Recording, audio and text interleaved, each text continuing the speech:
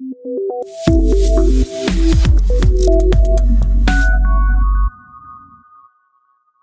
there, welcome to CodeChef. Today we're going to be discussing the project JSON Data Processor, which is part of our course Java Projects for Beginners, where we have 10 different Java projects from which beginners can get familiar with Java. So using this project, we can open a JSON file, and for this particular instance, we are using a student record JSON file. So we can view all the students, search student by an ID, filter through the students, or delete a student present in the JSON file. So we have our end product over here. So let me give view all students. So as you can see, we printed it out like this. So coming to the flow for this particular project.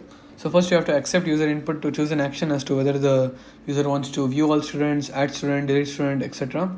And if user wants to view all, we should print it out in a particular format. And if user selects search, we should search for the ID given by the user, and if we find it, we should print it out, or else we should print out saying no user found. And if user wants to filter, we need to ask the user filter conditions, and then we have to print it out. So here filter conditions will simply be CGP and age, because they are the only numerical values present. And if user selects delete, we should ask for the ID of the student which you want to delete, and then we'll be deleting it. So in the first subtask of the JSON data processor project, we're going to be actually loading the data. That is, we'll be opening the actual JSON file and we'll be converting it into a JSON array object so that we can easily read through it. And here we have an imp tags for our JSON array and each object present in the JSON array. So it will basically be like each object present in the JSON, like for example, for a particular student, there will be a list of name, ID, age. That is, all the information of one student will form a particular object. And like that, we'll have a list of objects. That is an array of objects. Here we have our syntax. Coming to the objectives, we need to complete the load data function, and we should read the file content using this particular line. And we have to convert the file content into a JSON array object. And we should handle exceptions in case we get an error. Coming to the code. Here we have our imports. Now first we're going to be initializing a new variable called file name, which will contain the name of the JSON file. In this case it will be students.json. And here we're creating a scanner object to take input from the user.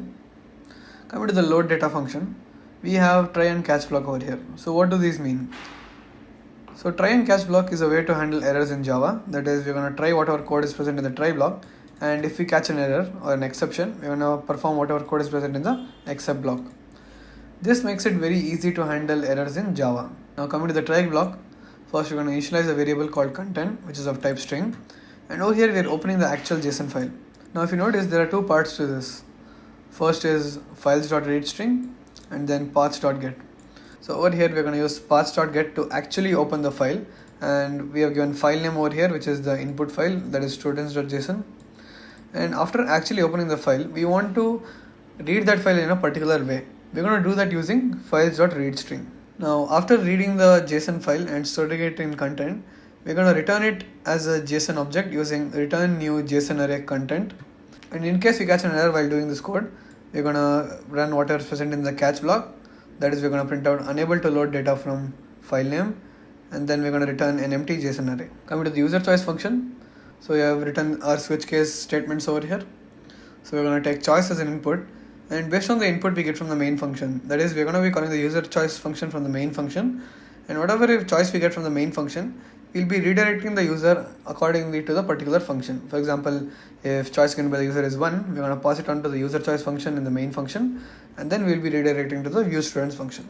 And if user gives a choice value out of these particular numbers, then we're going to print out invalid choice, try again. Coming to the main function, we're going to run an infinite loop using while true, and then we're going to print out the menu, and after that we're going to take input from the user, and here we use .trim. So what does .trim do?